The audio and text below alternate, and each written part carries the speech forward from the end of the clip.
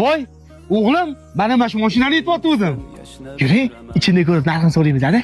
Mag'rur qadam tashlab yuraman. Dunyoda eng tabarruk. Men bilan qara. Otapola Jigulini sotib, Inamarka qatoriga adash kirib qolishdi-da. Matiz qatorini ko'l so'ramizmi? O'xtalaring hozir bilan men o'zim boplayman. Kelinglar. Ko'ringlar mashinani. Mashina bizga yoqdi. Narxi nech pul ekan buni? Pulinglar naqd bo'lsa, sizga 25 ming.